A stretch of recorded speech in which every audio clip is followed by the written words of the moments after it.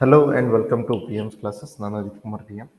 ಈ ಒಂದು ವಿಡಿಯೋದ ಒಳಗಡೆ ನಾವೇನು ಮಾಡೋಣ ಅಂತ ಕೇಳಿದಾಗ, ಪ್ರತಿ ವರ್ಷ ಕೂಡ ನಾವು ಎಕನಾಮಿಕ್ ಸರ್ವೆ ಬಂದಾಗ ಏನು ಮಾಡ್ತೀವಿ, ಚಾಪ್ಟರ್ ವೈಸ್ ಡಿಸ್ಕಷನ್ ಮಾಡ್ತೀವಲ್ವಾ. ಸೊ ಅದೇ ರೀತಿಯಲ್ಲಿ ಈ ವರ್ಷ ಕೂಡ ನಾವೇನು ಮಾಡೋಣ, ಚಾಪ್ಟರ್ ವೈಸ್ ಡಿಸ್ಕಷನನ್ನು ಮಾಡುವಂಥ ಪ್ರಯತ್ನವನ್ನು ಮಾಡೋಣ. ಸೊ ಮೊದಲನೇದಾಗಿ ಚಾಪ್ಟರ್ ವೈಸ್ ಡಿಸ್ಕಷನ್ ಮಾಡೋದಕ್ಕಿಂತ ಮೊದಲು ಈ ಒಂದು ಪರ್ಟಿಕ್ಯುಲರ್ ಆದಂಥ ಎಕನಾಮಿಕ್ ಸರ್ವೆಗೆ ಸಂಬಂಧಪಟ್ಟ ಹಾಗೆ ಒಂದಿಷ್ಟು ಮಾಹಿತಿಗಳನ್ನು ನೋಡೋಣ. ಎಕನಾಮಿಕ್ ಸರ್ವೆ 2024-25ನ ಒಂದು ಪರ್ಟಿಕ್ಯುಲರ್ ಆದಂತಹ ಇದನ್ನ ನೀವೇನಾದ್ರೂ ನೋಡೋದಕ್ಕೆ ಹೋದ್ರೆ, ಕವರ್ ಪೇಜ್ ಅನ್ನು ನೋಡೋದಕ್ಕೆ ಹೋದ್ರೆ, ಸೊ ಈ ತರದ ಒಂದು ವೀಲ್ ಅನ್ನ ಕೊಟ್ಟಿದ್ದಾರೆ, which is guiding wheel. Okay, so ಈ ತರದ ಒಂದು ಪರ್ಟಿಕ್ಯುಲರ್ ಆದಂತಹ ಸಂಕಷ್ಟದಿಂದ, ಕೋವಿಡ್-19 ಅಂತ ಕ್ರೈಸಿಸ್ ನಿಂದ ಹೊರಗಡೆ ಬಂದ ನಂತರ ಎಲ್ಲಾ ಕಡೆ ಏನಾಗಿದೆ ನಮಗೆ, ಸೊ ಅಂದ್ರೆ ಗ್ಲೋಬಲ್ ಸಿನಾರಿಯೋದ ಒಳಗಡೆ ಕೂಡ ನಾವು ಅಬ್ಸರ್ವ್ ಮಾಡ್ತೀವಿ ಅಂತಂದ್ರೆ, so there is normally a dilemma to choose between different options. So ಅಥವಾ ಇವನ್ ಏನಿದೆ, ಟ್ರಸ್ಟ್ ಡೆಫಿಸಿಟ್ ಇರೋದನ್ನು ನೋಡ್ತಾರೆ. ಟ್ರಸ್ಟ್ ಡೆಫಿಸಿಟ್ ಇರೋದು ಪ್ರತಿಯೊಂದು ದೇಶಗಳ ಮಧ್ಯದಲ್ಲಿ ಕೂಡ ಇರೋದನ್ನು ನೋಡ್ತಾರೆ. ಸೊ ಅಂತ ಸಂದರ್ಭದಲ್ಲಿ ಹೇಗೆ ನಾವು ನಮ್ಮ ಎಕಾನಮಿಯನ್ನ ಮುಂದಕ್ಕೆ ತೆಗೆದುಕೊಂಡು ಹೋಗ್ಬೇಕು, ಅದಕ್ಕಾಗಿ ನಾವು ಯಾವ ರೀತಿಯಲ್ಲಿ ಈ ವೀಲ್ ಅನ್ನ, ಗೈಡಿಂಗ್ ವೀಲ್ ಅನ್ನ ನಾವು ಯೂಸ್ ಮಾಡಬೇಕು ಅನ್ನೋದ್ರ ಬಗ್ಗೆ ಆ ಒಂದು ಪರ್ಟಿಕ್ಯುಲರ್ ಅಂತ ಕವರ್ ಪೇಜ್ ಹೇಳುತ್ತೆ. ಸೊ ಅಪಾರ್ಟ್ ಫ್ರಮ್ ದಟ್, ಯಾವ ಡಿಪಾರ್ಟ್ಮೆಂಟ್ ಸೊ ಇದನ್ನ ಹೊರಗಡೆ ತರುತ್ತೆ, ಎಕನಾಮಿಕ್ ಸರ್ವೆನ ಅಥವಾ ಚೀಫ್ ಎಕನಾಮಿಕ್ ಅಡ್ವೈಸರ್ ಅಂತ ಹೇಳ್ತಾರೆ. ಸೊ ಅವರು ಮಿನಿಸ್ಟ್ರಿ ಆಫ್ ಫೈನಾನ್ಸ್ ನ ಅಡಿಯಲ್ಲಿರುವಂತಹ ಡಿಪಾರ್ಟ್ಮೆಂಟ್ ಆಫ್ ಎಕನಾಮಿಕ್ ಅಫೇರ್ಸ್ ಇಂದ ನಮ್ಗೆ ಏನ್ ಮಾಡ್ತಾರೆ, ಎಕನಾಮಿಕ್ ಸರ್ವೆಯನ್ನ ಪ್ರತಿ ವರ್ಷ ತರ್ತಾರೆ. ಎಕನಾಮಿಕ್ ಸರ್ವೆ 2024-25 ನ ಬಗ್ಗೆ ನಾವು ಇಲ್ಲಿ ಮಾತಾಡೋದಕ್ಕೆ ಟ್ರೈ ಮಾಡ್ತೀವಿ. ಸೊ ಹಾಗಾದ್ರೆ ಈ ಗ್ಲೋಬಲ್ ಸಿನಾರಿಯೋ ಏನೇನನ್ನ ಇವರು ಮಾತಾಡಿದಾರೆ, ಅಥವಾ ಇದನ್ನ ನಾನೇನ್ ತಗೋತಿದ್ದೀನಿ ಅಂತ ಕೇಳಿದಾಗ ಪ್ರಿಫೇಸ್ ಇಂದ ತಗೋತಿದ್ದೀನಿ. ಓಕೆ, ಪ್ರಿಫೇಸ್ ಇಂದ ತಗೋತಿದ್ದೀನಿ ಅಂದ್ರೆ ಮುನ್ನುಡಿ ಅಂತ ಕನ್ನಡದಲ್ಲಿ ನೀವೇನ್ ಹೇಳ್ತಿರಲ್ಲ ಆ ಥರ, ಅಲ್ಲಿಂದ ತಗೋತಿದ್ದೀನಿ. ಸೊ ಅದರಲ್ಲಿ ಏನಿದೆ, ಗ್ಲೋಬಲ್ ಸಿನಾರಿಯೋದ ಬಗ್ಗೆ ಮಾತಾಡೋದು. ಸೊ 2024 ಅವ್ರೇನು ಹೇಳಿದ್ದಾರೆ ಅಂತ ಕೇಳಿದಾಗ, 2024 ಇಯರ್ ಆಫ್ ಇಲೆಕ್ಷನ್ಸ್ ಅಂತ ಹೇಳಿದ್ರು. ಸೊ ಚುನಾವಣೆಗಳ ವರ್ಷ ಅಂತಂದಾಗ ಇವ್ರೇನು ಹೇಳ್ತಾರೆ, ಸೊ ಬಿಗ್ಗೆಸ್ಟ್ ಡೆಮೋಕ್ರಸೀಸ್ ಅಥವಾ largest democracies of world. So India, Indonesia, USA ಈ ತರದೆಲ್ಲ ದೇಶಗಳು ಏನಾಗಿದೆ, ಇಲೆಕ್ಷನ್ ಅನ್ನ ಕಂಡಿದೆ. ಇಂಡಿಯಾ, ಇಂಡೋನೇಷಿಯಾ, USA ಈ ತರದೆಲ್ಲ ದೇಶಗಳು ಏನ್ ಕಂಡಿದೆ, ಇಲೆಕ್ಷನ್ ಅನ್ನ ಕಂಡಿದೆ ಅಂತ ಹೇಳ್ತಾರೆ. ಸೊ ಆ ಕಾರಣಕ್ಕಾಗಿ ಇಂಡಿಯಾದ ಒಳಗಡೆ ಮತ್ತೆ ಇಂಡೋನೇಷ್ಯಾದ ಒಳಗಡೆ ಹಳೇದು ಯಾವ ಪಾರ್ಟಿ ಸೊ ಅಧಿಕಾರದಲ್ಲಿತ್ತು, ಅದೇ ಪಾರ್ಟಿ ಏನ್ ಮಾಡಿದೆ, ಅಧಿಕಾರವನ್ನ ಕಂಟಿನ್ಯೂ ಮಾಡಿದೆ. USA ನ ಒಳಗಡೆ ಏನಾಗಿದೆ, ಇಲ್ಲಿ ಬದಲಾವಣೆ ಕಂಡಿರೋದು ನೋಡ್ತೀವಿ, ರೀಸೆಂಟ್ ಆಗಿ ಆಗಿರೋದು. ಸೊ ನಮ್ಗೆ ಏನಾಗುತ್ತೆ, ಸೊ ಜೋ ಬಿಡನ್ ಅವರ ಬದಲಾಗಿ ಇಲ್ಲಿ ಏನಾಗ್ತಾರೆ, ಡೊನಾಲ್ಡ್ ಟ್ರಂಪ್ ಅವರು ಆಯ್ಕೆ ಆಗಿದ್ದಾರೆ. ಅದನ್ನು ಕೂಡ ನಿಮ್ಗೆ ನೋಡಿರ್ಬೋದು. ಸೊ ಭಾರತದ ಒಳಗಡೆ ಮೋದಿ ಅವರ 3ನೇ ಟರ್ಮ್ ಬಂದಿರೋದನ್ನು ನೋಡ್ತೀರಾ, ಹೌದೇ. ಸೊ NDA ಗವರ್ಮೆಂಟ್ ಬಂದಿರೋದನ್ನು. ಸೊ ಆ ಕಾರಣಕ್ಕಾಗಿ ಇದನ್ನ ಇಯರ್ ಆಫ್ ಇಲೆಕ್ಷನ್ ಅಂತ ಇರ್ತೀರ. ಅಂದ್ರೆ ಮೀನಿಂಗ್ ಏನು, ಇಯರ್ ಆಫ್ ಇಲೆಕ್ಷನ್ ಆಗಿದೆ ಅಂತ ಕೇಳಿದಾಗ, ಸೊ ಯಾವ್ದಾದ್ರು ಒಂದು ಪಾಲಿಸಿ ನೀಟಾಗಿ ಬರೋದಕ್ಕೆ ಸಾಧ್ಯನಾ ಇಲೆಕ್ಷನ್ ಸಂದರ್ಭದಲ್ಲಿ, ಅಥವಾ ಅದನ್ನ ಪ್ರಾಪರ್ ಆಗಿ ನಾವು ಸೊ ತಗೊಳ್ಳೋದಕ್ಕೆ ಆಗತ್ತಾ ಅಂತ ಕೇಳಿದ್ರೆ ಸ್ವಲ್ಪ ಕಷ್ಟ ಆ ಸಂದರ್ಭದಲ್ಲಿ. ಯಾಕಂದ್ರೆ ನಿಮ್ಗೆ ಇಲೆಕ್ಷನ್ ಆದ ನಂತರ ನೀವೇನ್ ಮಾಡ್ಬೋದು, ಸೊ ಪ್ರಾಪರ್ ಆದಂತ ಒಂದಿಷ್ಟು ಇದನ್ನ ಹೇಳ್ಬೋದು. ಆದ್ರೆ ಇಲೆಕ್ಷನ್ಗಿಂತ ಮೊದಲು ನೀವೇನಾದ್ರೂ ಯೋಚನೆ ಮಾಡ್ತೀರಂದ್ರೆ, ಇಲೆಕ್ಷನ್ಗಿಂತ ಮೊದಲು ಏನಾಗುತ್ತೆ, ಬೇರೆ ಬೇರೆ ಪಾರ್ಟಿಗಳು ಬೇರೆ ಬೇರೆ ರೀತಿಯ ಆಶ್ವಾಸನೆಗಳನ್ನು ಕೊಟ್ಟಿರ್ತಾರೆ, ಬೇರೆ ಬೇರೆ ಐಡಿಯಾಲಜಿಗಳನ್ನ ಹೊಂದಿದೆ. ಇಲೆಕ್ಷನ್ ಅಲ್ಲಿ ಯಾರು ಆಯ್ಕೆ ಆಗಿ ಬರ್ತಾರೆ ಅನ್ನೋದು ನಿಮ್ಗೆ ಗೊತ್ತಿಲ್ಲ. ಇಲೆಕ್ಷನ್ ಅಲ್ಲಿ ಯಾರು ಆಯ್ಕೆ ಆಗಿ ಬರ್ತಾರೆ ಅದರ ಆಧಾರದ ಮೇಲೆ ನಿಮ್ಗೆ ಏನಾಗ್ಬೋದು, ಪೂರ್ತಿ ಗವರ್ಮೆಂಟ್ ನ ಐಡಿಯಾಲಜಿನೇ ಚೇಂಜ್ ಆಗ್ಬೋದು. ಸೊ ಈ ತರದೆಲ್ಲ ಅನ್ಸರ್ಟನಿಟೀಸ್ ಇರುತ್ತೆ. ಆ ಕಾರಣಕ್ಕಾಗಿ ಇದನ್ನ ಇಯರ್ ಆಫ್ ಇಲೆಕ್ಷನ್ಸ್ ನ ನಾವೇನ್ ತಗೋತಿದ್ವಿ, ಗ್ಲೋಬಲ್ ಸಿನಾರಿಯೋದಲ್ಲಿ ಕೂಡ ಬಹಳ ಇಂಪಾರ್ಟೆಂಟ್ ಅಂತ ತಗೋತೀವಿ. ಸೊ ನೆಕ್ಸ್ಟ್, ಯುರೋಪ್ನ ಒಳಗಡೆನೂ ಕೂಡ ಈ ತರದ ಒಂದು ಅನ್ಸರ್ಟನಿಟಿ ಇರೋದನ್ನ ಹೇಳ್ತಾರೆ. ಆ Europe political and economic uncertainties ಅಂತ ಕೇಳ್ತೀವಿ. ಸೊ ಎರಡು ರೀತಿ ಪೊಲಿಟಿಕಲ್ ಅನ್ಸರ್ಟನಿಟೀಸ್ ಇದೆ, ಎಕನಾಮಿಕ್ ಅನ್ಸರ್ಟನಿಟೀಸ್ ಇದೆ, ಎರಡೂ ಕೂಡ. ಸೊ ಅದರಲ್ಲಿ ಮೊದಲನೇದಾಗಿ ಇವ್ರು ಏನ್ ಹೇಳ್ತಾರೆ, ಜರ್ಮನಿಗೆ ಸಂಬಂಧಪಟ್ಟಾಗ ಹೇಳ್ತಾರೆ, Germany has witness economic contraction, successive economic contraction for last 2 years ಅಂತ ಕೇಳ್ತೀವಿ. ಸಕ್ಸೆಸಿವ್ ಇಯರ್ಸ್ ಅಲ್ಲಿ 2 ವರ್ಷ ಕಂಟಿನ್ಯೂಸ್ ಆಗಿ ಇಲ್ಲೇನಾಗಿದೆ, ಎಕನಾಮಿಕ್ ಕಾಂಟ್ರಾಕ್ಷನ್ ಆಗಿದೆ. ಅಂದ್ರೆ GDP ವ್ಯಾಲ್ಯೂ ಕಡಿಮೆ ಆಗ್ತಾ ಬಂದಿರೋದು ಜರ್ಮನಿ ಒಳಗೆ. Apart from that, economic contraction ಅಷ್ಟೇ ಅಲ್ಲ, ಇಲ್ಲೇನಿದೆ, ಇವನ್ ಪೊಲಿಟಿಕಲ್ ಇನ್ಸ್ಟೆಬಿಲಿಟಿ ಕೂಡ ಇದೆ, ಪೊಲಿಟಿಕಲ್ ಇನ್ಸ್ಟೆಬಿಲಿಟಿ. ಸೊ ಅದು ನಿಮ್ಗೇನ್ ನೋಡ್ತೀರಾ, ಇವನ್ ಜರ್ಮನಿಯ ಒಳಗಡೆನೂ ಕೂಡ ಸ್ನ್ಯಾಪ್ ಇಲೆಕ್ಷನ್ ಆಗಿರೋದನ್ನ ನೋಡ್ತೀರಾ. ಸೇಮ್ ಫ್ರಾನ್ಸ್ ನ ಒಳಗಡೆನೂ ಕೂಡ ಏನಾಗುತ್ತೆ, ಸ್ನ್ಯಾಪ್ ಇಲೆಕ್ಷನ್ ಆಗೋದನ್ನ ನೋಡ್ತೀರಾ. ಓಕೆ, ಸೊ ಫ್ರಾನ್ಸ್ ನ ಒಳಗಡೆನೂ ಕೂಡ ಈ ತರದ ಪೊಲಿಟಿಕಲ್ ಇನ್ಸ್ಟೆಬಿಲಿಟಿ ಇರೋದನ್ನ ನೋಡ್ತೀರಾ. ಹಾಗೆ ಏನಿದು ಸ್ನ್ಯಾಪ್ ಇಲೆಕ್ಷನ್, ಅಥವಾ ನಾನು ಮತ್ತೊಂದು ಟರ್ಮ್ ಅನ್ನು ಬರ್ತೀನಿ, ಕೋಹ್ಯಾಬಿಟೇಷನ್ ಅಂತಂದ್ರೆ ಏನು ಅಂತ. ಸೊ ಈಗ ನಾರ್ಮಲ್ ಆಗಿ ನಿಮ್ಗೇನಿರುತ್ತೆ, president, okay, so snap election, so ಇದರ ಒಳಗಡೆ ಅಥವಾ ಸ್ನ್ಯಾಪ್ ಇಲೆಕ್ಷನ್ ಅಂದ್ರೆ ಏನು, ಬಹಳ ಬೇಗ ಆಗುವಂತ ಇಲೆಕ್ಷನ್ ಅಂತ ಹೇಳ್ಕೊಂಡು ಅಷ್ಟೇ ಅರ್ಥ, ಮತ್ತೇನಿಲ್ಲ. ಪ್ರೆಸಿಡೆಂಟ್ ನಾರ್ಮಲ್ ಆಗಿ ನೆಕ್ಸ್ಟ್ ಗವರ್ಮೆಂಟ್ ಅನ್ನ ಚೂಸ್ ಮಾಡೋದಕ್ಕೆ ಈ ಇಲೆಕ್ಷನ್ ಅನ್ನ ಅನೌನ್ಸ್ ಮಾಡ್ತಾರೆ. ಅದರ ಆಧಾರದ ಮೇಲೆ ಎಲೆಕ್ಷನ್ ನಡೆಯುತ್ತೆ. ಸೊ ಯಾವ್ದೋ ಒಂದು ಗವರ್ಮೆಂಟ್ ಅನ್ನ ಚೂಸ್ ಮಾಡ್ತಾರೆ, ಆಯ್ಕೆ ಮಾಡ್ತಾರೆ. ಈಗ ಪ್ರೆಸಿಡೆಂಟ್ ಅವರು ಒಂದು ಪಾರ್ಟಿಗೆ ಸಂಬಂಧಪಟ್ಟಿದ್ದು, ಗವರ್ಮೆಂಟ್ ಬೇರೆ ಪಾರ್ಟಿಯದ್ದಾಗಿದ್ದರೆ, ಓಕೆ, ಗವರ್ಮೆಂಟ್ ಏನಾಗಿದೆ ಇದು ಡಿಫರೆಂಟ್ ಪಾರ್ಟಿಯದ್ದಾಗಿದ್ರೆ ಆವಾಗ ಅದನ್ನು ನಾವೇನ್ ಕರಿತೀವಿ ಕೋಹ್ಯಾಬಿಟೇಷನ್ ಅಂತ ಕರಿತೀವಿ. ಓಕೆ, ಪ್ರೆಸಿಡೆಂಟ್ ಮತ್ತೆ ಗವರ್ಮೆಂಟ್ ಇದೇನಾದ್ರೂ ಬೇರೆ ಬೇರೆ ಪಾರ್ಟಿಯವರಾದ್ರೆ ಆವಾಗ ಅದನ್ನ ಏನ್ ಕರಿತೀವಿ ಕೋಹ್ಯಾಬಿಟೇಷನ್ ಅಂತ ಕರಿತೀವಿ. ಅದನ್ನ ಫ್ರಾನ್ಸ್ ಅಲ್ಲಿ ವಿಟ್ನೆಸ್ ಮಾಡಿದೀವಿ. ಸೊ ಆ ಕಾರಣಕ್ಕಾಗಿ ಅದು ನ್ಯೂಸ್ ಅಲ್ಲಿ ಇತ್ತು, ಅದನ್ನ ನೆನಪಲ್ಲಿ ಕೋಹ್ಯಾಬಿಟೇಷನ್ ಅಂದ್ರೆ ಏನು, ಪ್ರೆಸಿಡೆಂಟ್ ಬೇರೆ ಪಾರ್ಟಿಯವರು, ಗವರ್ಮೆಂಟ್ ಬೇರೆ ಪಾರ್ಟಿಯದ್ದು ಅಂತಂದ್ರೆ. ಓಕೆ, ಅಥವಾ ಕೆಲವೊಂದು ಸಂದರ್ಭದಲ್ಲಿ ಪ್ರೈಮ್ ಮಿನಿಸ್ಟರ್ ಅನ್ನುವಂತ ಪೋಸ್ಟೇ ಬರ್ಬೋದು ಅಲ್ಲಿಯೂ ಕೂಡ, ಅದನ್ನ ನಾರ್ಮಲ್ ಆಗಿ ಗವರ್ಮೆಂಟ್ ಅಂತ ಕರಿತೀವಿ. ಸೊ ಇವನ್ ಇದು ಏನ ತೋರಿಸುತ್ತೆ, ಈ ತರದ ಸ್ನ್ಯಾಪ್ ಎಲೆಕ್ಷನ್ಗಳು ಆಗಿರೋದು ಏನ್ ತೋರಿಸುತ್ತೆ, ಅದು ನಿಮ್ಗೆ ಪೊಲಿಟಿಕಲ್ ಇನ್ಸ್ಟೆಬಿಲಿಟಿ ಇರೋದನ್ನು ತೋರಿಸುತ್ತೆ. ಇನ್ನು ಯುನೈಟೆಡ್ ಕಿಂಗ್ಡಮ್ ಅಲ್ಲಿ ನಿಮ್ಗೆ ಏನಾಗುತ್ತೆ, ಚೇಂಜ್ ಆಫ್ ಗವರ್ಮೆಂಟ್ ಕಂಪ್ಲೀಟ್ ಆಗಿ ಬದಲಾವಣೆ ಆಗಿರೋದನ್ನು ಕೂಡ ನೋಡ್ತೀರಾ. ರಿಷಿ ಸುನಕ್ ಅವರ ಹೆಸರನ್ನ ಕೇಳಿರ್ತೀರ ನೀವು. ಸೊ ಅದು UK ನ ಒಳಗಡೆ ಆಗಿರುವಂತ ಬದಲಾವಣೆ, ಗವರ್ಮೆಂಟ್ ನಲ್ಲಿ ಆಗಿರುವಂತ ಬದಲಾವಣೆ.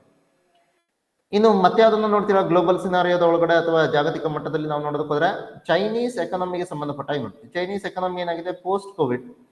ಸೊ ಇದು ನಿಧಾನವಾಗಿ ಚೇತರಿಕೆಯನ್ನ ಕಾಣ್ತಾ ಇದೆ, ಆದ್ರೆ ಇನ್ನೂ ಕೂಡ ಏನ್ ಹೇಳ್ತಿದ್ರೆ ಡಿಪ್ಲೇಷನರಿ ಮೋಡಲ್ ಇದೆ ಅಂತ ಹೇಳ್ತಾರೆ. ಡಿಪ್ಲೇಷನರಿ ಮೋಡಲ್ ಏನು, ಮೋಡ್ ಅಂತಂದ್ರೆ ಅರ್ಥ ಏನು, ರೇಟುಗಳು ಅಥವಾ ದರಗಳು ಬೇರೆ ಬೇರೆ ವಸ್ತುಗಳಿಗೆ ಇನ್ನೂ ಕಡಿಮೆ ಆಗ್ತಾನೆ ಇದೆ ಅಲ್ಲಿ ಅಂತೇಳಿ ಅರ್ಥ.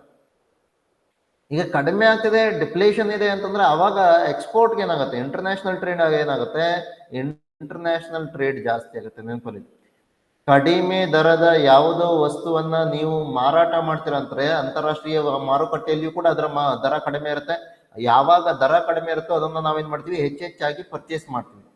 ಸೊ ಆ ಕಾರಣಕ್ಕಾಗಿ ನಿಮ್ಗೇನಾಗುತ್ತೆ, ಸೊ ಚೈನಾ ಈ ತರ ಡಿಪ್ಲೇಷನರಿ ಮೋಡಲ್ ಇರೋದು, ಸೊ ನಿಮ್ಗೇನಾಗುತ್ತೆ ಎಕ್ಸ್ಪೋರ್ಟ್ ಇನ್ಕ್ರೀಸ್ ಆಗೋದಕ್ಕೆ ಕಾರಣ. ಅಗೇನ್ ಇಲ್ಲಿ ಡಿಪ್ಲೇಷನರಿ ಮೋಡ್ ಯಾಕೆ ಚೈನಾದ ಎಕಾನಮಿ ಒಳಗಡೆ, ಮಾರುಕಟ್ಟೆ ಒಳಗಡೆ ಯಾಕೆ ಡಿಪ್ಲೇಷನರಿ ಮೋಡ್ ಇದೆ ಅಂತ ಕೇಳಿದಾಗ, ಸೊ ಇಲ್ಲಿ ಏನಾಗಿದೆ ಅಂತ ಕೇಳಿದಾಗ ಡಿಮ್ಯಾಂಡ್ ಏನಿದೆ ಇದು ಬಹಳ ವೀಕ್ ಇದೆ ಅಂತ ಹೇಳ್ತಾರೆ. ಸೊ ಚೈನಾದ ಮಾರುಕಟ್ಟೆಯಲ್ಲಿ ಡಿಮ್ಯಾಂಡ್ ವೀಕ್ ಇದೆ, ಆ ಕಾರಣಕ್ಕಾಗಿ ಅಲ್ಲಿಂದ ನೀವೇನು ಉತ್ಪಾದನೆ ಮಾಡ್ತಿದ್ದೀರಾ, ಹೆಚ್ಚೆಚ್ಚು ಉತ್ಪಾದನೆಗಳನ್ನ ಮಾಡ್ತಿದ್ದೀರಾ ಮೊದ್ಲಿಂದನು, ಅದನ್ನೆಲ್ಲ ಏನ್ ಮಾಡ್ತಿದ್ದೀರಾ ಅಂತಾರಾಷ್ಟ್ರೀಯ ಮಾರುಕಟ್ಟೆಗೆ ಕಳಿಸ್ಕೊಡ್ತಿದ್ದೀರಾ. ಅಂತಾರಾಷ್ಟ್ರೀಯ ಮಾರುಕಟ್ಟೆಯಲ್ಲಿ ಚೈನಾದ ಉತ್ಪಾದನೆಗಳು ಹೆಚ್ಚಾಗಿ ಮಾರಾಟ ಆಗ್ತಿರೋದು ನೋಡ್ತೀರಾ, ರಫ್ತುಗಳು ಹೆಚ್ಚಾಗ್ತದೆ, ಚೈನಾದ ರಫ್ತು ಹೆಚ್ಚಾಗ್ತದೆ. ಅರೌಂಡ್ ಏನಾಗ್ತಾರೆ ಇಲ್ಲಿ, ಸೊ ಟ್ರೇಡ್ ಸರ್ಪ್ಲಸ್ ಎಷ್ಟಿದೆ ಇವ್ರದ್ದು ಅಂತ ಕೇಳಿದಾಗ $1 ಟ್ರಿಲಿಯನ್ ಟ್ರೇಡ್ ಸರ್ಪ್ಲಸ್. ಅವ್ರು ಏನು ಆಮದು ಮಾಡ್ಕೋತಾರೋ ಅದಕ್ಕಿಂತ ಹೆಚ್ಚಿನ ರಫ್ತುಗಳನ್ನ ಮಾಡ್ತಿದ್ರೆ ಆ ಗ್ಯಾಪ್ ಏನಿದೆ ಅದನ್ನ ಏನ್ ಹೇಳ್ತಿದೀವಿ $1 ಟ್ರಿಲಿಯನ್ ಇದೆ ಅಂತ ಹೇಳ್ತಾರೆ. ಅಷ್ಟು ಜಾಸ್ತಿಯಾಗಿ ಚೈನಾದ ಎಕಾನಮಿಯಲ್ಲಿ ನಮ್ಗೆ ಏನ್ ಕಾಣ್ತದೆ, ಎಕ್ಸ್ಪೋರ್ಟ್ ಆಗ್ತಿರೋದು ಕಾಣ್ತದೆ. ಸೊ ಅದನ್ನೇ ನೀವು ಇಲ್ಲಿ ನೋಡ್ಬೋದು, Chinese economy after the COVID shut down has not led to a spurt in economic growth rate as over capacity and financial strains in the real estate sector have come to the fore due to weak aggregate demand. ಬೇಡಿಕೆ ಕಡಿಮೆ ಇರೋ ಕಾರಣಕ್ಕಾಗಿ economy is in deflationary mode. ಚೈನಾದ economy ಏನಾಗುತ್ತೆ, ಇದು ಡಿಫ್ಲೇಷನರಿ mode ಅಲ್ಲಿ ಇದೆ ಅಂತ ಹೇಳ್ತಾರೆ. ಸೊ ಇನ್ನು ಚೈನಾದ ಸರ್ಪ್ಲಸ್ ಅನ್ನ ನೀವು ನೋಡೋದಾದ್ರೆ trade surplus in 2024 was nearly $1 trillion. Okay, so nearly $1 trillion. ಭಾರತದ GDP ಎಷ್ಟಿದೆ ಅಂತ ಕೇಳಿದ್ರೆ $3 ಟ್ರಿಲಿಯನ್ ಹತ್ರ ಇದೆ ಭಾರತದ GDP, ಹೌದಲ್ವಾ? ಸೊ ಇಲ್ಲಿ ನೀವೇನ್ ಹೇಳ್ತಿದ್ದೀರಾ ಅಂತ ಕೇಳಿದಾಗ ಟ್ರೇಡ್ ಸರ್ಪ್ಲಸ್ ಅನ್ನ, ಎಕ್ಸ್ಪೋರ್ಟ್ ಎಷ್ಟು ಜಾಸ್ತಿ ಮಾಡ್ತಿದ್ದೀರಾ ಅಂತ ಕೇಳ್ತಿದ್ರು. ಸೊ ಅಂದ್ರೆ 1/3 ಭಾಗದಷ್ಟು ಎಕ್ಸ್ಪೋರ್ಟ್ ಅನ್ನೇ ಜಾಸ್ತಿ ಮಾಡ್ತಿರೋದು ನೋಡ್ತೀವಿ. ಸೊ ಆ ತರದನ್ನು ಕೂಡ ನೀವು ಅಬ್ಸರ್ವ್ ಮಾಡಿ. ಇನ್ನು $US ಮತ್ತೆ ಬೇರೆ ಬೇರೆ ಇದನ್ನ ನೀವೇನ ಚೆಕ್ ಮಾಡೋದಕ್ಕೋದ್ರೆ ಅವು ಕೂಡ ಏನ್ ಮಾಡುತ್ತೆ, ಬೇರೆ ಮಾರ್ಕೆಟ್ಗಳನ್ನ ವೀಕ್ ಮಾಡ್ತಾ ಇರೋದು ನೋಡ್ತೀರಾ. ಅಥವಾ ಇತ್ತೀಚಿನ ದಿನದಲ್ಲಿ ನೀವೇನ್ ನೋಡ್ತೀರಾ, ಡಾಲರ್ ಮತ್ತು ಸ್ಟ್ರಾಂಗ್ ಆಗ್ತಿರೋದು ನೋಡ್ತೀರಾ, ರುಪಿ ವೀಕ್ ಆಗ್ತಿರೋದು ನೋಡ್ತೀರಾ, ಹೌದಾ? ಸೊ ಆ ತರದನ್ನ ನಾವೇನಾದ್ರೂ ನೋಡ್ತಾ ಹೋದ್ರೆ ಮತ್ತು ಏನಾಗುತ್ತೆ, ಸೊ ಇದು ಎಮರ್ಜಿಂಗ್ ಮಾರ್ಕೆಟ್ ಕರೆನ್ಸಿ ಏನಿಲ್ಲ ಇದನ್ನ ಮತ್ತು ವೀಕ್ ಮಾಡುತ್ತೆ. ಸೊ ಈಗ ನೀವ್ ಅನ್ಕೋಬಹುದು ರೂಪಾಯಿ ವೀಕ್ ಆಗತ್ತೆ ಅಂತಂದ್ರೆ ಅದು ನಮ್ಗೆ ಲಾಸ್ ಆಗತ್ತೆ ಅಂತ ಹೇಳಿ ಅನ್ಕೋಬಹುದು. ಆದ್ರೆ ನಿಜವಾಗಿ ನೆನಪಲ್ಲಿ ರೂಪಾಯಿ ವೀಕ್ ಆಗ್ತಿದೆ ಅಂತಂದ್ರೆ ಅವಾಗ ನಮ್ಗೆ ಏನಾಗುತ್ತೆ, ಎಕ್ಸ್ಪೋರ್ಟ್ ಜಾಸ್ತಿ ಮಾಡೋದಕ್ಕಾಗತ್ತೆ, ರಫ್ತುಗಳು ಜಾಸ್ತಿ ಆಗುತ್ತೆ. ಯಾಕೆಂದ್ರೆ ಅದನ್ನ ನಾವು ರಫ್ತು ಮಾಡ್ತಾ ಇದೀವಿ ಅಂದ್ರೆ ಅದ್ರ ರೇಟ್ ಕಡಿಮೆ ಆಗಿರುತ್ತೆ. ಅಂತಾರಾಷ್ಟ್ರೀಯ ಮಟ್ಟದಲ್ಲಿ ಅದ್ರ ರೇಟ್ ಕಡಿಮೆ ಇದೆ ಅಂತಂದ್ರೆ ಹೆಚ್ಚು ಜನ ಅದನ್ನ ಪರ್ಚೇಸ್ ಮಾಡ್ತಾರೆ, ರಫ್ತು ಜಾಸ್ತಿ ಮಾಡ್ಬೇಕಾಗುತ್ತೆ. ಸೊ ಈ ತರದೆಲ್ಲ ಕೆಲವೊಂದು ಪಾಯಿಂಟ್ಗಳನ್ನ ನೀವು ಇದರ ಜೊತೆಯಲ್ಲಿ ಮತ್ತೆ ಯಾವ ರೀತಿ ಅನ್ಸರ್ಟನಿಟೀಸ್ ಇದೆ ಅಂತ ಕೇಳಿದಾಗ ಕೆಲವೊಂದು ಈ ತರದನ್ನು ಕೂಡ ಹೇಳ್ತಾರೆ ನೋಡಿ. ಸ್ಟಾಕ್ ಮಾರ್ಕೆಟ್ಗಳು ಏನಾಗಿದೆ, ಸೊ ಇವು ಬಹಳಷ್ಟು ಸ್ಟಾಕ್ ಮಾರ್ಕೆಟ್ಗಳು ಎಲಿವೇಟೆಡ್ ಲೆವೆಲ್ಸ್ ಅಲ್ಲಿ. ಸೊ ಇವು ನಿಮ್ಗೇನಾಗುತ್ತೆ, they do not appear unduly concerned about economic growth and earnings uncertainties ಅಂತ ಹೇಳ್ತಾರೆ. ಸೊ ಅಂದ್ರೆ ಅವುಗಳು ಯಾವ್ದ್ರ ಬಗ್ಗೆ ತಲೆ ಕೆಡಿಸ್ಕೋತಾ ಇಲ್ಲ ಅಂತ ಕೇಳಿದಾಗ ಎಕನಾಮಿಕ್ ಗ್ರೋತ್ ಅಥವಾ ಅರ್ನಿಂಗ್ಸ್ ಅನ್ಸರ್ಟನಿಟೀಸ್ ಬಗ್ಗೆ ಯಾವುದೇ ರೀತಿಯಲ್ಲಿ ತಲೆ ಕೆಡಿಸ್ಕೋತಾ ಇಲ್ಲ. ಸೊ ಆ ಕಾರಣಕ್ಕೆ ನಿಮ್ಗೆ ಏನಾಗುತ್ತೆ, ಸ್ಟಾಕ್ ಮಾರ್ಕೆಟ್ಗಳಲ್ಲಿ ಒಂದು ಅಲ್ಲಿ ಎಲಿವೇಶನ್ ಕಾಣ್ತಾ ಇದ್ರು, ಸೊ ಹೆಚ್ಚಾಗಿ ಇನ್ವೆಸ್ಟ್ಮೆಂಟ್ಗಳು ಕಾಣ್ತಾ ಇದ್ರು ಕೂಡ ಸೊ ಏನಾಗುತ್ತೆ ಪ್ರಾಬ್ಲಮ್ ಆಗ್ತಿರೋದು ನೋಡಿ. ಸೊ ಅಥವಾ ಇವನ್ ನಿಮ್ಗೆ ಏನಾಗುತ್ತೆ, reemerging of securitisation, leveraged loans or private credit.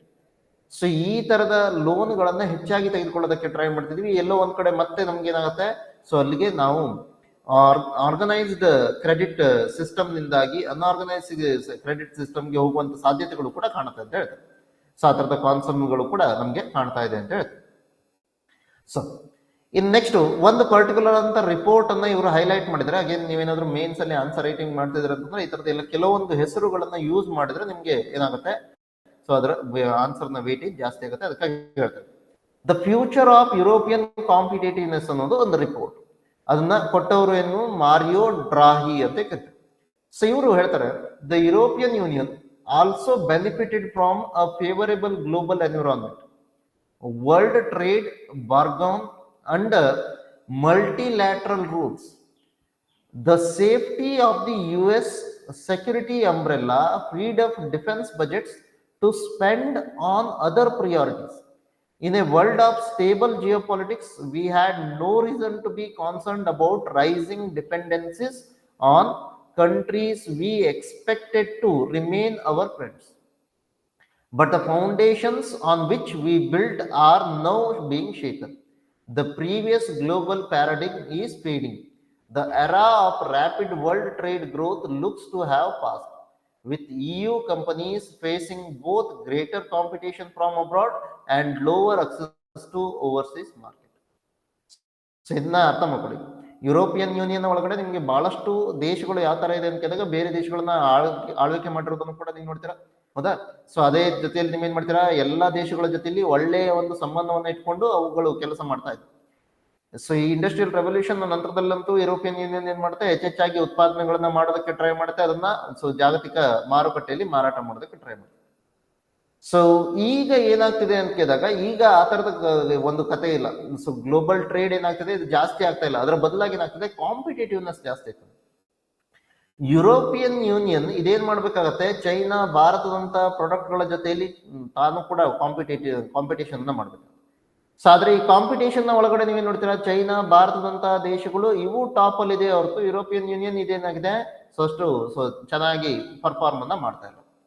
So apart from that European Union ಏನಾಗ್ತಿಲ್ಲ, ಬೇರೆ ದೇಶಗಳ ಮಾರ್ಕೆಟ್ ಅನ್ನ ಕ್ಯಾಪ್ಚರ್ ಮಾಡೋದಕ್ಕಾಗ್ತಿಲ್ಲ, ಬೇರೆ ದೇಶಗಳ ಮಾರುಕಟ್ಟೆಗಳಿಗೆ ತನ್ನ ಸೊ ಉತ್ಪನ್ನಗಳನ್ನ ಕಳಿಸ್ಕೊಡೋದಕ್ಕಾಗ್ತಿಲ್ಲ. ಸೊ ಆ ಕಾರಣಕ್ಕಾಗಿ ಇದು ಒಂದು ರೀತಿಯ ಪ್ರಾಬ್ಲಮ್ ಆಗ್ಬಹುದು. ಮುಂದಿನ ದಿನಗಳಲ್ಲಿ ಯುರೋಪಿಯನ್ ಕಾಂಪಿಟೇಟಿವ್ನೆಸ್ ಏನಾಗ್ಬೋದು, ಇದು ಕಡಿಮೆ ಆಗ್ಬೋದು ಅನ್ನೋದನ್ನ ಡ್ರಾಹಿ ಅವರು ಈ ಒಂದು ಪರ್ಟಿಕ್ಯುಲರ್ ಅಂತ ಆರ್ಟಿಕಲ್ ಅಲ್ಲಿ ಅಥವಾ ರಿಪೋರ್ಟ್ ಅಲ್ಲಿ ಹೇಳೋದಕ್ಕೆ ಟ್ರೈ ಮಾಡ್ತಾರೆ. ಸೊ ಹಾಗಾದ್ರೆ ಇದೇ ರೀತಿಯ ಸಿಚುವೇಶನ್ ಯುರೋಪ್ಗೆ ಏನ್ ಸಿಚುವೇಶನ್ ಇದೆಯೋ ಕಾಂಪಿಟೇಟಿವ್ನೆಸ್ ಅಲ್ಲಿ, ಈ ತರದೆಲ್ಲ ಚಾಲೆಂಜಸ್ ಇದೆಯೋ, ಸೇಮ್ ಏನಾದ್ರು ಭಾರತಕ್ಕಿದೆಯಾ ಅಂತ ಕೇಳಿದಾಗ ಎಸ್, ಭಾರತಕ್ಕೂ ಕೂಡ ಇದೇ ರೀತಿಯ ಸಮಸ್ಯೆಗಳು ಇದಾವೆ ಅಂತ ಹೇಳ್ತಾರೆ. ಆದ್ರೆ ಕೆಲವೊಂದು ಅಡ್ವಾಂಟೇಜಸ್ ಇದೆ, ಅದನ್ನ ನಂತರದಲ್ಲಿ ಮಾತಾಡೋಣ. ಸೊ ಭಾರತಕ್ಕೂ ಕೂಡ ಇದೇ ರೀತಿಯ ಸಮಸ್ಯೆಗಳಿವೆ. ಮೊದಲನೇದೇನು, ಚೈನಾ ಚಾಲೆಂಜ್ ಅಂತ ಕರಿತೀವಿ. ಚೈನಾ ಚಾಲೆಂಜ್ ಅಂದ್ರೆ ಏನು, ಚೈನಾದ ಎಕ್ಸ್ಪೋರ್ಟ್ ಗಳ ಜೊತೆಯಲ್ಲಿ ನಮ್ಮ ವಸ್ತುಗಳನ್ನ ಅಥವಾ ಉತ್ಪನ್ನಗಳನ್ನ ನಾವೇನಾದ್ರೂ ಕಾಂಪಿಟೇಷನ್ ಮಾಡ್ತೀವಿ ಅಂತಂದ್ರೆ ಆವಾಗ ನಮ್ದೇನಿದೆ, ಕಾಂಪಿಟೇಷನ್ ಅಲ್ಲಿ ಬಹಳ ವೀಕ್ ಇದ್ರು. ಅಪಾರ್ಟ್ ಫ್ರಮ್ ದಟ್ ಈಗಲೂ ಕೂಡ ನೀವೇನಾದ್ರೂ ರಿನ್ಯೂವೇಬಲ್ ಎನರ್ಜಿಯ ಬಗ್ಗೆ ಮಾತಾಡ್ತೀರಾ ಅಂತಂದ್ರೆ, ರಿನ್ಯೂವೇಬಲ್ ಎನರ್ಜಿಯಲ್ಲಿ ಏನಾಗುತ್ತೆ, most of the renewable energy related mining ಅಥವಾ ಮಿನರಲ್ಸ್ ಇದೆ ಇದು. So we have monopoly of China, ಅಥವಾ majority of the mines or minerals will be extracted from China only as of now. China ಮಾತ್ರ ಈ ತರ ಏನ್ ಮಾಡ್ತದೆ, ಎಕ್ಸ್ಟ್ರಾಕ್ಟ್ ಮಾಡ್ತಾ ಇರೋದನ್ನ ನೋಡ್ತೀರ. ಓಕೆ, ಬೇರೆ ದೇಶಗಳಲ್ಲಿ ನಿಮ್ಗೆ ಹೆಚ್ಚಾಗಿ ರೇರ್ ಅರ್ತ್ ಎಲಿಮೆಂಟ್ಸ್ ಗಳು ಸಿಗೋದು ಬಹಳ ಬಹಳ ಕಡಿಮೆ, ಅದನ್ನು ನೋಡ್ತೀವಿ ರಿನ್ಯೂವೇಬಲ್ ಎನರ್ಜಿ ಸೋರ್ಸಸ್ಗೆ ಸಂಬಂಧಪಟ್ಟ.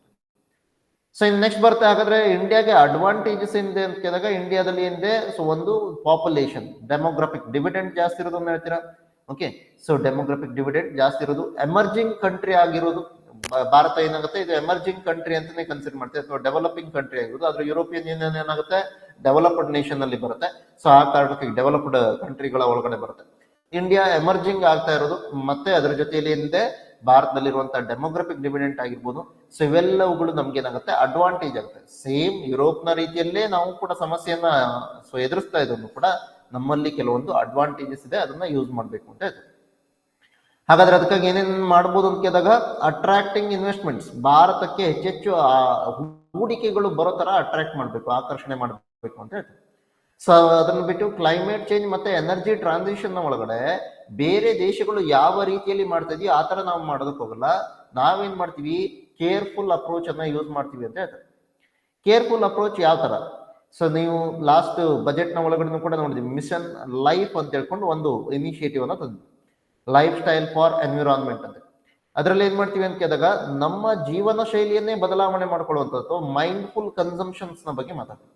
ಈಗ ಎನರ್ಜಿ ಟ್ರಾನ್ಸಿಷನ್ ಅಂತಂದಾಗ ನಾವೇನಾದ್ರೂ ಎನರ್ಜಿ ಟ್ರಾನ್ಸಿಷನ್ಗೆ ಸಂಬಂಧಪಟ್ಟಾಗಿ ಡೈರೆಕ್ಟ್ ಆಗಿ ಮಾಡ್ಬಿಡ್ತೀವಿ ಅಂದ್ರೆ, ಫಾಸಿಲ್ ಫ್ಯೂಯಲ್ ಅನ್ನ ಮೊದಲು ಬಳಸ್ತಾ ಇದ್ವಿ, ಈಗ ರಿನ್ಯೂವೇಬಲ್ ಎನರ್ಜಿ ಸೋರ್ಸಸ್ಗೆ ಡೈರೆಕ್ಟ್ ಆಗಿ ಹೋಗ್ಬಿಡ್ತೀವಿ ಅಂದ್ರೆ ಅವಾಗ ಏನಾಗುತ್ತೆ, ಸೊ ಆವಾಗಲೂ ಕೂಡ ಪ್ರಾಬ್ಲಮ್ಸ್ ಇದೆ ನಮ್ಗೆ. ರೇರ್ ಅರ್ತ್ ಎಲಿಮೆಂಟ್ಸ್ ನಮ್ಮ ಹತ್ರ ಜಾಸ್ತಿ ಸಿಗ್ತಾ ಇಲ್ಲ, ಚೈನಾದ ಮೇಲೆ ಡಿಪೆಂಡೆನ್ಸಿಯನ್ನ ಪಡ್ಕೋಬೇಕು, ಹೊಸ ಹೊಸ ತಂತ್ರಜ್ಞಾನಗಳಿಲ್ಲ. ಫಾರ್ ಎಕ್ಸಾಂಪಲ್ ಫೋಟೋ ವೋಲ್ಟೈಕ್ ಮಾಡ್ಯೂಲ್ಗಳ ಒಳಗಡೆ ನೀವೇನಾದ್ರು ನೋಡಿದ್ರೆ ತಿನ್ ಫಿಲ್ಮ್ ಫೋಟೋ ವೋಲ್ಟೈಕ್ ಮಾಡ್ಯೂಲ್ಸ್ ಆಗಿರ್ಬೋದು, ಈ ತರದ ಹೊಸ ಟೆಕ್ನಾಲಜಿಗಳ ಬಗ್ಗೆ ನಮ್ಗೆ ಏನಿಲ್ಲ, ಸೊ ಆ ಟೆಕ್ನಾಲಜಿಗಳ ಅಕ್ಸೆಸ್ ಇಲ್ಲ. ಸೊ ಅಂತ ಸಂದರ್ಭದಲ್ಲಿ ನಾವೇನ್ ಮಾಡೋದಕ್ಕಾಗಲ್ಲ, ಎನರ್ಜಿ ಟ್ರಾನ್ಸಿಷನ್ ಅಲ್ಲ ಡೈರೆಕ್ಟ್ ಆಗಿ ಮಾಡೋದಕ್ಕಾಗಲ್ಲ. ಅದಕ್ಕಾಗಿ ಏನ್ ಮಾಡ್ತೀವಿ, ಕೇರ್ಫುಲ್ ಅಪ್ರೋಚ್ ಅನ್ನ ಯೂಸ್ ಮಾಡ್ತೀವಿ ಅಂತ ಹೇಳ್ತಾರೆ. So apart from that, energy transition ನಾವು ಮಾಡ್ತೀವಿ ಅಂತಂದ್ರೆ there is a problem associated with energy security and energy affordability ಅಂತ ಹೇಳ್ತೀವಿ. ನಾವೇನೋ ರಿನ್ಯೂವೇಬಲ್ ಎನರ್ಜಿಯಿಂದ ಹೆಚ್ಚೆಚ್ಚು ಉತ್ಪಾದನೆ ಮಾಡ್ಬೋಣ ಅಂತೇಳಿ ಹೋಗ್ತೀವಿ ನಿಜ, ಆದ್ರೆ ರಿನ್ಯೂವೇಬಲ್ ಎನರ್ಜಿಯಿಂದ ಉತ್ಪಾದನೆಗಳನ್ನ ಮಾಡೋದಕ್ಕೆ ಸ್ಟಾರ್ಟ್ ಮಾಡಿದ ನಂತರ ಸೊ ನೀವು ಭದ್ರತೆಯನ್ನೇ ಕೊಡ್ತೀರ. ಸೊ ರಿನ್ಯೂವೇಬಲ್ ಎನರ್ಜಿ ಕೂಡ ಅದೇನು ಇಂಟರ್ಮಿಟೆಂಟ್ ಇನ್ ನೇಚರ್ ಅಂತ ಹೇಳ್ತೀವಿ. ಅಂದ್ರೆ ಸೋಲಾರ್ ಎನರ್ಜಿ ನೀವು ಯೂಸ್ ಮಾಡ್ಬೋದು ನಿಜ, ಆದ್ರೆ ಸೋಲಾರ್ ಎನರ್ಜಿ ಏನಾಗುತ್ತೆ, ಇದು ಎಲ್ಲಾ ಟೈಮಲ್ಲೂ ಒಂದೇ ತರ ಇರಲ್ಲ, ನಿಮ್ಗೆ ಬದಲಾವಣೆಗಳಾಗ್ತಿರುತ್ತೆ. ಬ್ಯಾಟರಿ ಸ್ಟೋರೇಜ್ ಕೆಪಾಸಿಟಿ ಜಾಸ್ತಿ ಬೇಕಾಯ್ತು ಅವಾಗ. ಸೊ ಹಾಗಾದ್ರೆ ಅದು ಅಫೋರ್ಡೆಬಲ್ ಆಗುತ್ತೆ. ಒಂದ್ ಕಡೆ ಎನರ್ಜಿ ಸೆಕ್ಯೂರಿಟಿಯನ್ನು ಕೂಡ ಕೊಡಬೇಕು, ಇನ್ನೊಂದ್ ಕಡೆ ಏನಾಗಿರ್ಬೇಕು, ಅದು ಕೈಗೆಟುಕುವ ದರದಲ್ಲಿ ಕೂಡ ಸಿಗ್ಬೇಕು. ಸೊ ಇದು ಎರಡೂ ಕೂಡ ಏನಾಗುತ್ತೆ, ಚಾಲೆಂಜ್ ಆಗುತ್ತೆ ಎನರ್ಜಿ ಟ್ರಾನ್ಸಿಷನ್ ಮಾಡಿದಾಗ. ಸೊ ಅಪಾರ್ಟ್ ಫ್ರಮ್ ದಟ್ ಏನ್ ಮಾಡ್ತಾರೆ, ಅಡ್ವಾನ್ಸ್ ಟೆಕ್ನಾಲಜೀಸ್ ನಲ್ಲಿ ನಮ್ಮಲ್ಲಿರುವಂತಹ ಜನಸಂಖ್ಯೆನ ನಾವು ಯೂಸ್ ಮಾಡ್ಕೋಬೇಕು ಅನ್ನೋದನ್ನ ನಾವೇನ್ ಮಾಡ್ಬೇಕು, ಅವ್ರಿಗೆ ಸ್ಕಿಲ್ಲಿಂಗ್ ಮತ್ತೆ ಟ್ರೈನಿಂಗ್ ಅನ್ನ ಕೊಡ್ಬೇಕು, ಕೌಶಲ್ಯ ಮತ್ತೆ ತರಬೇತಿಯನ್ನ ನೀಡುವಂತ ಪ್ರಯತ್ನಗಳು ಆಗ್ಬೇಕು. ಸೊ ಲೈಕ್ ಯಾವುದು ಅಡ್ವಾನ್ಸ್ ಟೆಕ್ನಾಲಜಿಗಳ ಬಗ್ಗೆ ಮಾತಾಡ್ತೀವಿ ಅಂತ ಕೇಳಿದಾಗ ಆರ್ಟಿಫಿಷಿಯಲ್ ಇಂಟೆಲಿಜೆನ್ಸ್ ಅಂತದ್ದಾಗಿರ್ಬೋದು. ಸೊ ಇವುಗಳನ್ನ ನೀವು ಅಡ್ವಾನ್ಸ್ ಟೆಕ್ನಾಲಜಿಯ ಸ್ಕಿಲ್ಲಿಂಗ್ ಮತ್ತೆ ಟ್ರೈನಿಂಗ್ ಅನ್ನ ಕೊಟ್ಟಾಗ ಅವರಿಗೆ ಜಾಬ್ ಅಪಾರ್ಚುನಿಟಿಗಳು ಜಾಸ್ತಿ ಆಗುತ್ತೆ. ಅದ್ರ ಜೊತೆಲಿ ನಾವೇನ್ ಹೇಳ್ತೀವಿ, AI ಏನಾದ್ರೂ ಜಾಬ್ಗಳನ್ನ ಅಥವಾ ಎಂಪ್ಲಾಯ್ಮೆಂಟ್ ಅನ್ನ ರಿಪ್ಲೇಸ್ ಮಾಡಿ ಅನ್ಎಂಪ್ಲಾಯ್ಮೆಂಟ್ ಅನ್ನ ಜಾಸ್ತಿ ಮಾಡ್ಬೋದಾ ಅಂತ ಕ್ವಶನ್ ಮಾಡ್ತೀವಿ. ಸೊ ಇವ್ರು ಏನ್ ಹೇಳ್ತಾರೆ, ಆ ತರ ಆಗಬಾರ್ದು ಅಂತಂದ್ರೆ ನಾವೇನ್ ಮಾಡ್ಬೇಕು, ಅಡ್ವಾನ್ಸ್ ಟೆಕ್ನಾಲಜಿಯ ಟ್ರೈನಿಂಗ್ ಅನ್ನ ಕೊಟ್ಟಿರ್ಬೇಕು, ಸ್ಕಿಲ್ಲಿಂಗ್ ರೆಡಿ ಇರ್ಬೇಕು, ಅದನ್ನ ಬಳಸೋದಕ್ಕೆ ಬರ್ಬೇಕು. ಎಲ್ಲರೂ ಬಳಸೋದಕ್ಕೆ ಬರತ್ತೆ ಅಂತಂದ್ರೆ ಅವ್ರು ಏನ್ ಮಾಡ್ತಾರೆ, ಅವ್ರು ಈಸಿಯಾಗಿ ಅದನ್ನ ಯೂಸ್ ಮಾಡ್ಕೋತಾರೆ. So now it will be integrated with labour. ಅದು advance technologies will be integrated with labour. So ಅದಕ್ಕೆ ನೀವೇನ್ ಮಾಡ್ಬೋದು, ಚೆನ್ನಾಗಿ ಪರ್ಫಾರ್ಮೆನ್ಸ್ ಅನ್ನ ನೀಡ್ಬೋದು. ಸೊ ಆ ತರದನ್ನು ನಾವು ಮಾಡುವಂತ ಪ್ರಯತ್ನ ಮಾಡ್ತೀವಿ. ಇನ್ ನೆಕ್ಸ್ಟ್ ಅಗ್ರಿಕಲ್ಚರ್ ಸೆಕ್ಟರ್ ನ ಒಳಗಡೆ ಏನೇನ್ ಮಾಡ್ಬೇಕು ಅಂತ ಹೇಳ್ತೀವಿ, ಅಗ್ರಿಕಲ್ಚರ್ ಸೆಕ್ಟರ್ ಕೂಡ ನಾವೇನ್ ಮಾಡ್ಬೇಕು ಅಂತ ಹೇಳ್ತೀವಿ, ಅಗ್ರಿಕಲ್ಚರ್ ಸೆಕ್ಟರ್ ಕೂಡ ನಿಧಾನವಾಗಿ ಲಿಬರಲೈಸ್ ಮಾಡ್ಬೇಕು ಅಂತ ಹೇಳ್ತೀವಿ. ಅದನ್ನೇ ಹೇಳ್ತೀನಿ, freeing of agriculture sector. Okay, ಅವುಗಳನ್ನ ಉದಾರೀಕರಣ ಅಥವಾ ಉದಾರೀಕೃತವಾಗಿ ನೋಡುವಂಥದ್ದು. Diversification of water dependent crops, ಅತಿ ಹೆಚ್ಚು ನೀರನ್ನ ಬೇಡುವಂತ ಯಾವ್ದಾದ್ರು ಸಸ್ಯಗಳಿದಾವೆ ಅಂತಂದ್ರೆ ಅವುಗಳನ್ನ ಕಡಿಮೆ ಮಾಡೋದನ್ನ ಹೇಳ್ತಿದ್ರು. ಓಕೆ, ವಾಟರ್ ಡಿಪೆಂಡೆಂಟ್ ಕ್ರಾಪ್ಸ್ ಅನ್ನ ಸ್ವಲ್ಪ ಕಡಿಮೆ ಮಾಡೋದು ಅಥವಾ ಅವುಗಳನ್ನು ಡೈವರ್ಸಿಫೈ ಮಾಡೋದನ್ನ ಹೇಳ್ತಿದ್ರು. ಅಂದ್ರೆ ಬೇರೆ ಬೇರೆ ತಳಿಗಳನ್ನ ಬೆಳೆಯೋದು ಅಂತೇಳಿ ಅರ್ಥ ಅಷ್ಟೇ ಅಂತ. Increase irrigation cover, so irrigation cover ಅನ್ನ ಇನ್ಕ್ರೀಸ್ ಮಾಡೋದಾಗಿರ್ಬೋದು. Okay, increase irrigation cover, so irrigation cover ಅನ್ನ ಇನ್ಕ್ರೀಸ್ ಮಾಡೋದು. ಸೊ ಈ ತರದೆಲ್ಲವನ್ನ ನಾವೇನ್ ಮಾಡ್ತಿದ್ವಿ, ಸೊ ಮಾಡೋದಕ್ಕೆ ಟ್ರೈ ಮಾಡ್ತಿದ್ವಿ ಅಗ್ರಿಕಲ್ಚರ್ನ ಒಳಗಡೆ. ಓಕೆ, ನೆನಪಲ್ಲಿ ಅದಕ್ಕೆ ಸಂಬಂಧಪಟ್ಟ ಹಾಗೆ ಮಾಹಿತಿಗಳನ್ನ ನೀವು ನೋಡ್ಬೋದು. ಸೊ ಇಲ್ಲಿ ಇಂಡಿಯಾದ ಅಡ್ವಾಂಟೇಜಸ್ ಏನೇನಿದೆ ಅನ್ನೋದನ್ನ ಮೆನ್ಷನ್ ಮಾಡಿದ್ರೆ ನೋಡಿ. India is an aspiring nation and the European continent has the cushion of a higher per capita income. Europe is by and large aging, but India has a more youthful demographic profile. That is an advantage, but it comes with a huge responsibility ಅಂತ ಕರೀತೀವಿ. ಹೌದಾ? So ಇದನ್ನೇ ನಾನು ಹೇಳಿದಕ್ಕೆ try ಮಾಡಿದ್ವಿ. ಒಂದು, ನಮ್ಮ ಹತ್ರ ಇರುವಂತಹ ಡೆಮೋಗ್ರಫಿಕ್ ಡಿವಿಡೆಂಟ್ ಅಥವಾ ಜನಸಂಖ್ಯೆ. ಇನ್ನೊಂದೇನು, ಸೊ ಇದು ಆಸ್ಪೈರಿಂಗ್ ನೇಷನ್ ಅಥವಾ ಡೆವಲಪಿಂಗ್ ನೇಷನ್ ಆಗಿರೋದ್ರಿಂದಾಗಿ ಪರ್ ಕ್ಯಾಪಿಟಲ್ ಇನ್ಕಮ್ ಕಡಿಮೆ. ಸೊ ಅದನ್ನು ಕೂಡ ಯೂಸ್ ಮಾಡಿ.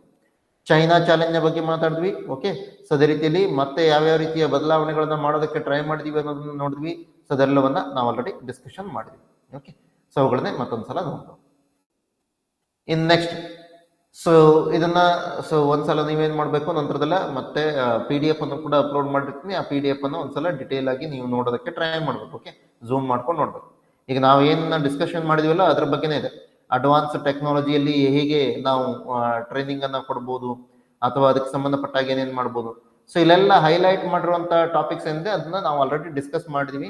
ನೀವು ಮತ್ತೊಂದ್ಸಲ ಓದೋದಕ್ಕೆ ಆಗಬೇಕು ಅನ್ನೋದನ್ನು ನನ್ನ ಆಸೆ ಅಷ್ಟೇ. ನೀವು ಒರಿಜಿನಲ್ ಡಾಕ್ಯುಮೆಂಟ್ ಅನ್ನ ಓದಬೇಕು ಅನ್ನೋದು ನನ್ನ ಆಸೆ. ಆ ಕಾರಣಕ್ಕಾಗಿ ಆ ಥರದ ಹೈಲೈಟ್ ಮಾಡಿ ಕೊಟ್ಟಿರ್ತೀನಿ. ಓಕೆ, ಸೊ ಈಗ ನೆಕ್ಸ್ಟ್ ಹೇಳ್ತಾರೆ, ಹಾಗಾದ್ರೆ ಗವರ್ಮೆಂಟ್ ಪಾಲಿಸಿಗಳು ಯಾವ ತರ ಇರಬೇಕು, ಇಂಥದ್ದೆಲ್ಲ ನಾವು ಅಚೀವ್ ಮಾಡ್ತೀವಿ ಅಂತ ಹೇಳ್ತಿದ್ವಿ ಅಂತಂದ್ರೆ ಗವರ್ಮೆಂಟ್ ಪಾಲಿಸೀಸ್ ಯಾವ ತರ ಇರಬೇಕು. ಆ ಗವರ್ಮೆಂಟ್ ಪಾಲಿಸೀಸ್ ಯಾವ ತರ ಇರಬೇಕು ಅಂತ ಕೇಳಿದಾಗ ಇವ್ರೇನ್ ಹೇಳ್ತಾರೆ, government policies should be so getting out of the way policies ಬೇಕು ಅಂತ ಹೇಳ್ತಾರೆ.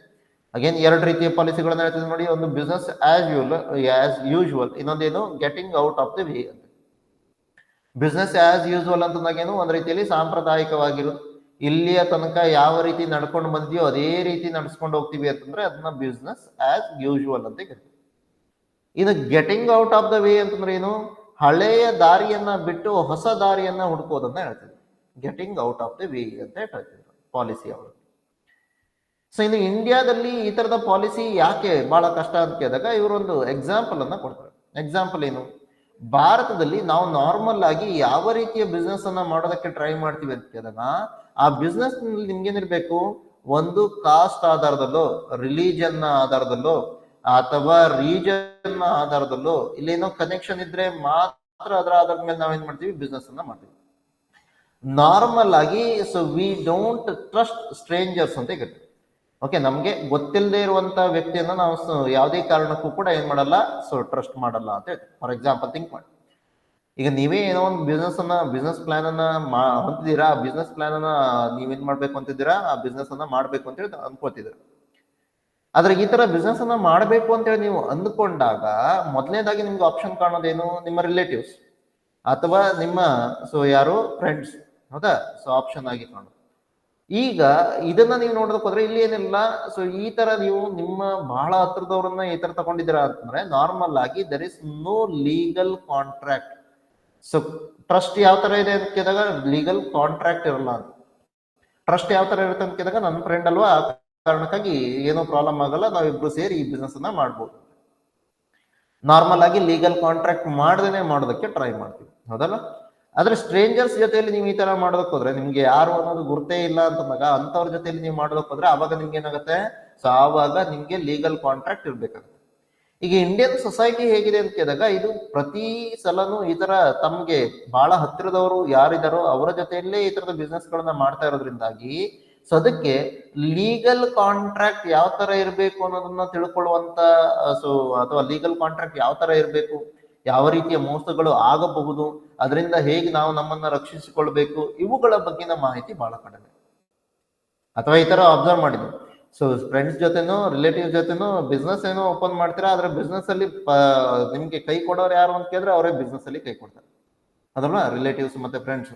ಸೊ ಯಾರು ನಿಮ್ಗೆ ಕುಚಿಗೂ ಫ್ರೆಂಡ್ ಆಗಿರ್ತಾನೋ ಅವನೇ ನಿಮ್ಗೆ ಏನ್ ಮಾಡ್ತಾನೆ, ಸೊ ದೋಖಾ ಕೊಟ್ಟು ಮೋಸ ಮಾಡಿ. ಸೊ ಈ ತರದೊಂದು ಇದು ಇಂಡಿಯನ್ ಸೊಸೈಟಿ ಮತ್ತೆ getting out of the way ಅನ್ನುವಂತ ಎರಡು ಪಾಲಿಸಿಗಳನ್ನ, getting out of the way ಪಾಲಿಸಿಗಳು ಅಂದ್ರೇನು, ಇಲ್ಲಿಯ ತನಕ ನಾವೇನ ಯೋಚನೆ ಮಾಡ್ತಿದೀವಿ ಅದನ್ನ ಬಿಟ್ಟು ಬೇರೆ ರೀತಿಯಲ್ಲಿ ಯೋಚನೆ ಮಾಡುವಂಥದ್ದು. ಸೊ ಆ ತರದ ಪಾಲಿಸಿಗಳು ಯಾವ ರೀತಿಯಲ್ಲಿ ನಿಮ್ಗೆ ಕಾಣುತ್ತೆ. ಓಕೆ, ಸೊ ಅವುಗಳನ್ನೇ ಇಲ್ಲಿ ಮಾತಾಡಿದರೆ ನೋಡಿ, getting out of the way policies ಅಂತ ಕರಿತಾರೆ. Getting out of the way policy ಹೇಗೆ ಅದನ್ನ ನಾವು ಮಾಡ್ಬೋದು, ಯೂನಿಯನ್ ಮತ್ತೆ ಸ್ಟೇಟ್ಸ್ ನ ಮಧ್ಯದಲ್ಲಿ ಯಾವ ರೀತಿ ಮಾಡ್ಬೋದು, ಈ ತರದೆಲ್ಲ ಮಾತಾಡಿದರೆ ಅದನ್ನೊಂದ್ಸಲ ನೀವು ಓದ್ಬೇಕು. ಓಕೆ, ಸೊ ಇದು getting out of the way policies ಅಂದ್ರೆ ಏನು ಅಂತ ಹೇಳಿ. ಸೊ ಇವಿಷ್ಟು ನಮ್ಗೆ ಈ ಒಂದು ಪರ್ಟಿಕ್ಯುಲರ್ ಆದಂತ ಎಕನಾಮಿಕ್ ಸರ್ವೆನ ನಾವು ಅಪ್ರೋಚ್ ಮಾಡೋದಕ್ಕಿಂತ ಮೊದಲು ಬೇಕಾದಂತ ಕೆಲವೊಂದು ಇನ್ಪುಟ್ಗಳು ಅಥವಾ ಕೆಲವೊಂದು ಮಾಹಿತಿಗಳು ಯಾವ ಒಂದು ಪರ್ಟಿಕ್ಯುಲರ್ ಆದಂತಹ ಸಿಚುವೇಶನ್ ಅಲ್ಲಿ ಈ ಎಕನಾಮಿಕ್ ಸರ್ವೆ ಬರ್ತಾ ಇದೆ. ಸೊ ಅದನ್ನ ನಾವು ಹೇಗೆ ಅರ್ಥ ಮಾಡ್ಕೋಬೇಕು, ಇದ್ರೊಳಗಡೆ ಇರುವಂತಹ ಬೇರೆ ಬೇರೆ ಪಾಲಿಸಿಗಳನ್ನು ನಾವು ಅರ್ಥ ಮಾಡ್ಕೊಳ್ಬೇಕು ಅಂದ್ರೆ ಇದೇ ಬೇಸಿಸ್ ನ ಮೇಲೆ ಅರ್ಥ ಮಾಡ್ಕೋಬೇಕಾಗುತ್ತೆ. ಸೊ ಅದನ್ನ ಮಾಡುವಂತ ಪ್ರಯತ್ನವನ್ನ ಮಾಡಿದ್ವಿ. ನೆಕ್ಸ್ಟ್ ವಿಡಿಯೋ ಆನ್ವರ್ಡ್ಸ್ ನಾವೇನ್ ಮಾಡೋಣ, ಚಾಪ್ಟರ್ ವೈಸ್ ಡಿಸ್ಕಷನ್ ಅನ್ನ ಸ್ಟಾರ್ಟ್ ಮಾಡೋಣ. ಚಾಪ್ಟರ್ 1 ಇಂದ ಸ್ಟಾರ್ಟ್ ಮಾಡೋಣ ಡಿಸ್ಕಷನ್. ಓಕೆ, ಸೊ ನಿಮ್ಗೆ ಏನಾದ್ರೂ ಅರ್ಥ ಆಗಿಲ್ಲ ಅಥವಾ ಡೌಟ್ಸ್ ಇದೆ ಅಂತಂದ್ರೆ ದಯವಿಟ್ಟು ಕಾಮೆಂಟ್ ಬಾಕ್ಸ್ ಅಲ್ಲಿ ತಿಳಿಸೋದಕ್ಕೆ ಟ್ರೈ ಮಾಡಿ. ಓಕೆ, ನೆಕ್ಸ್ಟ್ ವಿಡಿಯೋದಲ್ಲಿ ಸಿಗೋಣ. ಅಲ್ಲಿ ತನಕ ಎಲ್ಲರೂ ಕೂಡ ಆರಾಮಾಗಿರಿ. Take care, bye and see you.